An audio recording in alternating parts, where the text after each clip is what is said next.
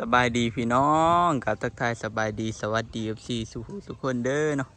ยินดีต้อนรับเข้าสู่ช่องน้องอันอินดีพี่น้องเฮ็ดสะพานวันที่19เนาะวันที่19ของการเฮ็ดสะพานก็คือเฮาหยุดไปหามื้อเนาะรอพายุแล้วเฮาก็ได้มางไปนํพี่น้องแล้วก็ได้เฮ็ดใหม่มื้อนี้เป็น19มื้อเนาะหลังจากที่นับตั้งแต่มื้อแรกที่เพิ่นมาส่งใหม่เนาะไล่งบข่าวๆให้พี่น้องเบิ่งเนาะว่าการเฮ็ดสะพานไม้ไผ่ใส่งบเท่าใดพี่น้องเฮ็ดไป19วันเนาะน้องอันสิคูณเงินที่เพิ่นเก็บเลยเนาะสิบ่ไล่ว่างบเท่าใดเพราะว่าเพิ่นจะเก็บกันเนาะพี่น้องเก็บกันคนละ3ล้านกีบเนาะน้องอันก็สิมาคูณกัน3ล้านคูณ15เนาะพี่น้องก็จะตกเป็นงบของการเฮ็ดสะพานไม้ไผ่เนาะนี่พี่น้องตอนนี้ก็กำลังเตรียมใหม่อันนี้นะพี่น้องเตรียมใหม่สิปูแปะนี่เนาะกำลังเฮ็ดใหม่ตอกตรงตอกค้างตอกสายไม้ไผ่แล้วพี่น้องอีกประมาณมื้อหนึ่ง2 มื้อก็สิได้เปิดแล้วมั้งพี่น้อง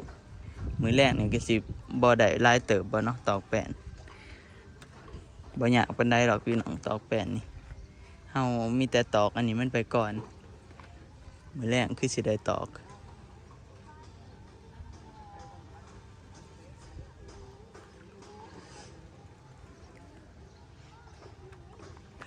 กะเพิ่นก็แบ่งหน้าที่กันเฮ็ดคือแต่ละมื้อนั่นแหละพี่น้องผู้หนึงอันนี้เนาะผู้หนึงต่อใหม่ผู้หนึงเฮ็ดอยู่รุม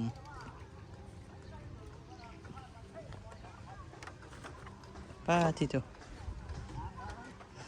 เสียวดีวะ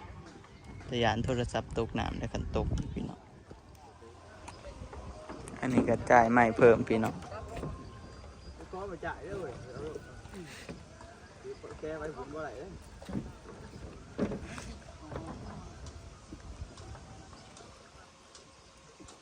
sướng rồi bỏ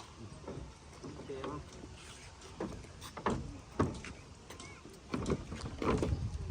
จ่ายเพิ่มให้มันแน่นเพราะว่าเสาชุมนี้มันอ่อนเสริมมั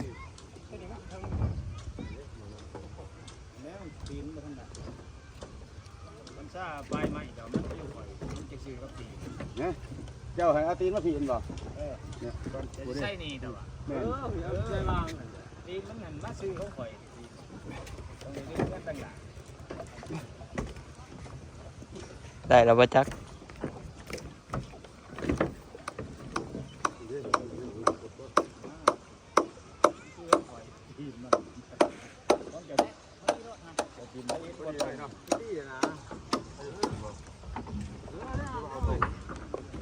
ตรงนั้นแต่มันเอาบ่ได้แล้วเนี่ยมันน้าว่าจะถิ่นทะเบียนผมบ่ได้ไม่ได้เลยนะหาทางนั้นเดี๋ยวถิ่นได้แล้วเหรอเราถึงยับของพี่ว่าด้วยยังไงเอาสิมันตีมันโกงที่ออกเนี่ยเดี๋ยวออกสีน้ำเราใช้ว่ามันบดเว้เผาเนี่ยกินต้องข่อยออกมันถืออยู่ออกเดี๋ยววันนี้กินของข่อยอย่างนั้นคืออย่างนี้เดี๋ยวตีนมันหันมาตั้งหลักนะทามได้มันจะแง่ทั้งมันกินมันเสียไปว่าไรแต่ว่าเรื่องออกไปพุ่นเดี๋ยวปกติมันสิบไปหรอกเพราะว่าเขาโต๊ะเกินเขาบนโต๊ะมันสี่ลงไปเดือดมากเพราะว่ามันไม่ได้จ่ายก็พอทอดมาก็บาทนะ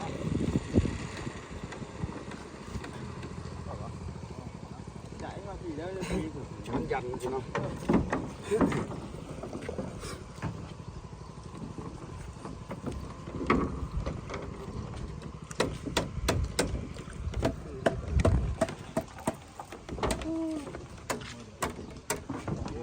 พี่น้องเอ้ยอันนี้เขาก็ใส่ลายเลยมีแต่ตอกแปะแล้วบัดนี้อย่างแล้วพี่น้อง11 โมงเลยเนาะเพิ่นก็เริ่มพักแล้วบัดนี้อันนี้ก็รอบเสาเนาะเฮ็ดได้ประมาณนี้พี่น้องเพิ่นก็ เอาไม้สังไฟเนาะมาตอกพี่น้องเพื่อว่าสิตอกแป้นเนาะแต่เฮาบ่ทันตอกแป้นหรอกเฮาจ่ายให้มันได้ทุกเสาตัวใดมันบ่แน่นก็จ่ายเพิ่มพี่น้องเบิ่งติอย่างแต่ปูแป้นกับเสริมใหม่นี่แหละเสริมใหม่สังไฟให้มันทีๆเนาะเบิ่งติมันบ่ทันทีปานใดเอาทีๆแล้วก็ตัวใดมันบ่อยากแน่นก็จ่ายเพิ่มมาเบิ่งทางกลางนี่ซื้อได้พี่น้องนี่ไปทางนี้ก็ซื้อมาทางนี้ก็ซื้อเนาะพอไปเบิ่งทางน่ะผัดบ่ซื้อ เบิ่งทางกลางนี่ซื้อดีขนาดไปพี่น้องเดี๋ยวเฮาก็สิพักเลยเนาะบัดนี้ก็มันบ่มีแนวถ่ายแล้วพี่น้องก็เลยสิถ่ายอัปเดตตอนเช้าแล้วก็ไปต่อก็ตอนแรกซั่นคันสิถ่ายมันเบิดแนวเฮ็ดดิเพิ่นก็มีแต่ตอกเล็กๆน้อยๆก็เลยบ่ค่อยได้ถ่ายให้พี่น้องเบิ่งอีกอย่างก็ต่อใหม่พี่น้องมันเฮ็ดเวียกเนาะบ่คือคันพอน้องอันมานำก็พอได้ถ่ายอยู่แต่ว่าคันมากคนเดียวก็ต้องเฮ็ดเวียกคันนะพี่น้องซอยเพิ่นเนาะคันเฮามา2คนก็คนหนึงเฮ็ดคนหนึงก็บ่อันนี้บันไดก็ได้เนาะไปพี่น้องเดี๋ยวสิถ่ายอัปเดตให้เบิ่งอีกตอนแรกเนาะตอนเช้าก็ได้ประมาณนี้แหละก็คือพี่น้องเห็นนั่นแหละเดี๋ยวสิย่างมาเบิ่งบ่อยากซื้อไปได้พี่น้องเบิ่งทางหน้ามันบ่อยากได้แนวบันไดบ่อยากซื้อนะโค้งตามสลิงนั่นแหละพี่น้องนี่ดิมันจะขดทั้งกลางน้อยหนึงเนาะแต่ก็โอเคแล้วพี่น้องซ้ำอยากรูปอีกน้อยหนึงไปพี่น้องเดี๋ยวพักผ่อนพักเที่ยงก่อนเบิ่งมุมนี้พี่น้อง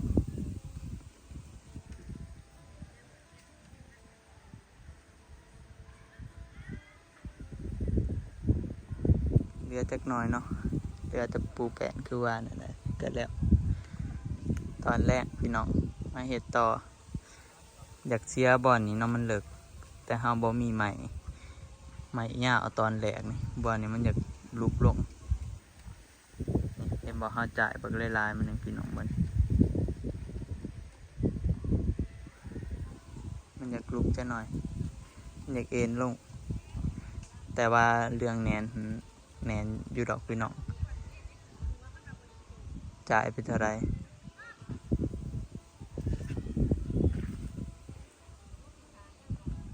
ไปพี่น้องเดี๋ยวเมื่อกินข้าวเข้าไปนี่เดี๋ยวตอนแรกมาเฮ็ดต่อเนาะเดี๋ยวสิมาอัปเดตให้พี่น้องเบิ่งอีกสืบต่อตอนแรกเนาะเอาพักเที่ยงไปก็มาเฮ็ดต่อยามแรกบัดนี้จ่ายก็แล้วพี่น้องตอนแรกนี่เฮามาแล้วเฮาก็จ่ายเนาะพอแล้วมีแต่ต่อไปก็สิตอกแป้นเนาะตอกแป้นคันค้างมันแล้วก็ตอกแป้นไปนำพี่น้องตอกมาได้หลายเติบไปแป้นดีนี่ตอกตัวเก่ามันมาเนาะก็ตอกมานี่พี่น้องมือแรกนี่ก็คือสิเกือบพุ่นแล้วเกือบแล้วไปพุ่นแล้ว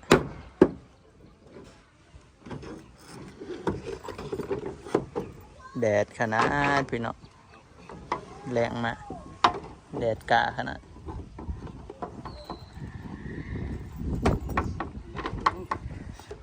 เอากระหาคันค้างมันเนาะให้มันแหนดค้างเลาะมัน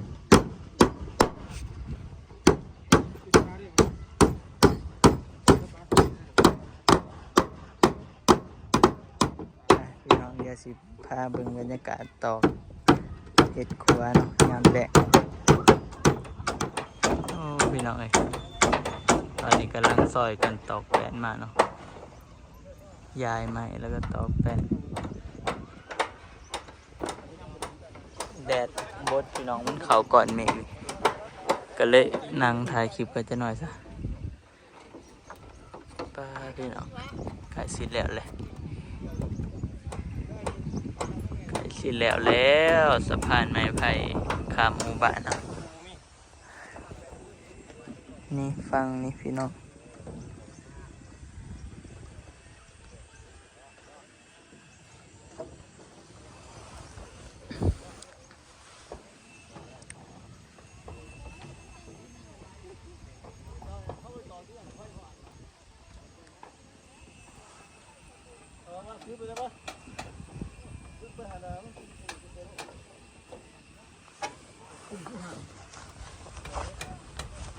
คนใหม่มาเนาะพี่น้อง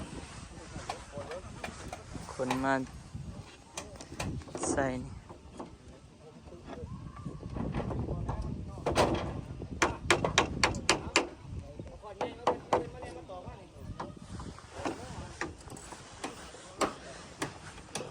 โอ้ยง่ายแม่คนหมูอยู่เหือผู้โอ้อยู่เหือผู้อยู่เหือผู้สิบ่ยากบ่ตอกแปดมานำพี่น้องโอ้นักเขียนนี่ขามเลยเฮ้ยโอ้มีนักเขียนไต่ขามแล้วบัดนี้พี่น้องนักเขียนขามอยู่นี่แล้วเนาะหลายคนอยู่แต่ว่ามันยากถ้ามาเชื่อกูได้ถ่ายนี่เด้นักเขียนอยู่นักขามนี่แหละพี่น้องเด็กน้อยบ้านเนาะเนาะตกได้หันเอ้ยสหัสอีกน้อยนึงหันหอดแปดนะฮะจะเป็นลำบากบานขามน้ำพี่น้อง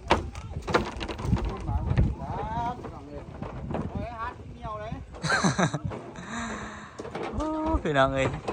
ปูมาได้ร้ายเติบเลยเนาะปูแปดเนาะนี่กำลังยายกำลังปู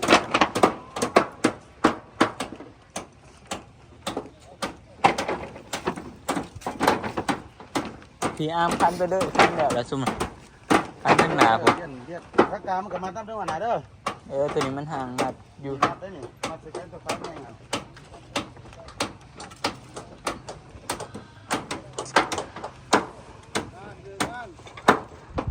ตอกมาทางนะ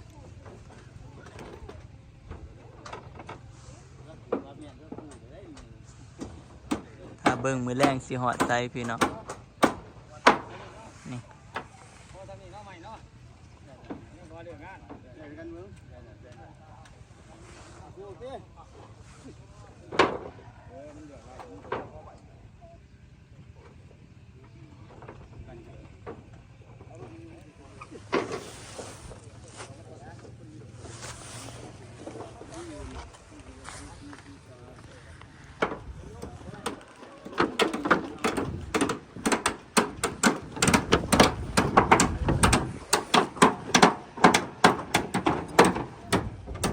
ตอกสองทางมันใส่กันคือสิว่าอยู่ผิดดีไซน์แล้วต้องพูดว่ายุ่งแขวอันแล้วยุ่งแขวก่อนจับ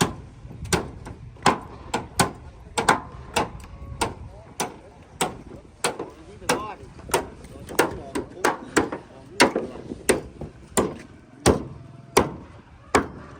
เจอเกี่ยวที่ตัวยืนเอ็นน้ำแข็งน้ำยังแต่เบื่อนี่พี่น้องมาทันแล้วเนาะมือนี้ได้ร้ายเติบพี่น้องเอาเห็ดกวนเกือบว่าแล้วไปหมดแล้วมืออื่นนี่แล้วตอกแปะนี่มือหื้อเปิด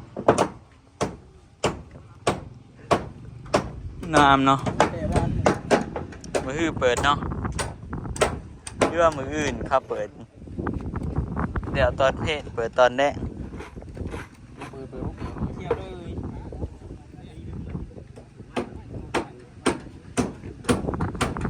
อันมามือแดงเที่ยว10 เถื่อ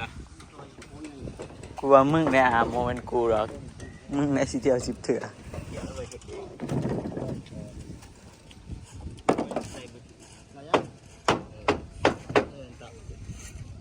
ช่างมันน้ำมัดเดี๋ยวกับป้านไปเลยนะโอ้ท่านในมัดอันนี้เนาะท่านในมัดเสืออย่าคันได้มันสิขาด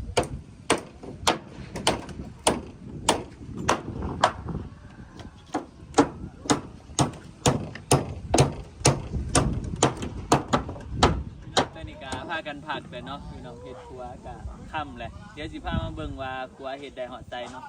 สิพามาหยังเบิ่งอื่นคาดว่าน่าจะแล้วเนาะพี่น้องแล้วปูแป้นได้ก็ยังอีกเฮ็ดห้างแล้วก็ใส่หลอดไฟแล้วก็เฮ็ดบอนเก็บเงินอีกพี่น้องก็น่าจะอีก 2-3 มื้ออาจจะ55อย่างมาเบิ่งตามที่เบิ่งในกล่องว่านี่มันอาจจะโค้งๆเนาะพี่น้องบ่อยากซื้อปานใดแล้วก็ว่านี่ก็เอียงนิดนึงเนาะเพราะว่าว่านี่ไม้เฮาตอนนั้นเฮาบ่มีไม้พี่น้องเฮาใส่ไม้3ส่วนต่อกันแล้วมันอ่อนแน่มันก็เลยเฮ็ดให้ครัวมันเอียงนิดนึงเนาะบ่มีไม้พี่น้องส่วนนั้นเฮาก็เลยไปเอาไม้เนี่ยได้ท่านเพื่อไม้มันตายเนาะเกี่ยวไปก็คือสิบ่ฮู้ว่ามันสิแน่นคือแนวนี้หรือบ่เนาะพี่น้องท่านเกี่ยวไปโดนๆแต่ว่าอะไรนกตามนกเป็ดปลาบิน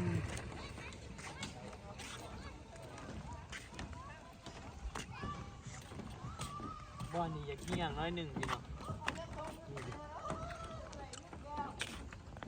แต่แหน่อยู่พี่น้องมาทางอยากเงี้ยงขี่รถขี่ไว้นี่ก็เสียวได้นี่บ่อนเงี้ยงมาปูมาหอดนี่เนาะพี่น้องท่านหนานี่ยังอีกประมาณปูมากายครึ่งแล้วยังน้อยเดียวย่างก็ได้เที่ยวนะมือนี่เป็นได้เที่ยวนะมือเพิ่นคือจิปูอีกพอดีมือได้เที่ยวอาจจะเริ่มเปิดตั้งแต่มืออื่นปูประจักพี่น้องท่านสัวเพิ่นปูแล้วเนาะเริ่มเก็บเงินหั่นนะกับจิปท่านเปิดเป็นทางการเนาะกับท่านมีผู้ใดเที่ยวก็เก็บเลยนะพี่น้องปูน้ำเก็บน้ำ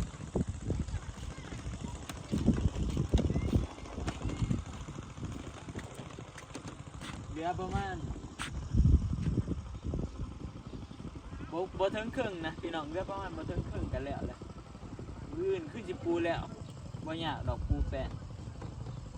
บ่ยากคือตอนเฮาซักเนาะมื้อนี้เฮามาช่วงเช้าเฮาก็บ่ได้ปู3เฮาซักอันนี้ว่าเฮาปูตอนแรกตอนมอสิค่ำยังได้หลายเด้อไปพี่น้องนี่ก็มาอัปเดตเนาะว่าเฮาใกล้สิแล้วล่ะน่าจะมื้ออื่นคือสิแล้วคือสิได้เที่ยวอามน้ำอยากเที่ยวทำสิเที่ยวพี่น้องปีนี้เพราะว่าเปลี่ยนกันเห็ดเนาะปีก่อนบ้านนาคามเห็ดเนาะบ้านเฮาเห็ดเองก็ทำสิเที่ยวอีกอย่างก็เห็ดเองอีกพี่น้องเที่ยวกับบ่ได้เสียเงินเนาะสบายปีนี้บ่ฮู้ว่าปีหน้าสิได้เข้าหุ้นส่วนน้ำเขาหรือบ่แล้วปีหน้าก็พวกเก่าหั่นแหละเนาะพี่น้องเพราะว่าไม้อันนี้ก็เก็บไว้ได้นี่ไม้ที่เฮาเฮ็ดแล้วนี่เวลาเก็บนี่ปีหน้าก็ยังได้ใส่ก็คันสิมีคนเขาเพิ่มกับเขาเนาะไม้เก่านี่ก็ได้ใส่ไปพี่น้องสำหรับคลิปนี้ก็สิได้เบิดเพียงจำนี้เด้อเนาะก็ขอบคุณขอบใจ FC เบิดสุขุทุกคนพี่น้องที่เข้ามาติดตามรับชมน้องอันจนจบคลิปเนาะก็ผู้ใดที่ติดตามเบิ่งก็ฝากเบิ่งจนครัวแล้วเด้อพี่น้องเอ้ยเดี๋ยวครัวกันแล้วเลยเนาะเดี๋ยวถ้าเบิ่งมือเปิดครัวเนาะเพิ่นสิเฮ็ดหยังไปเดี๋ยวเอาไว้พอกันใหม่คลิปหน้าพี่น้องสำหรับคลิปนี้ขอตัวลาไปก่อนเด้อ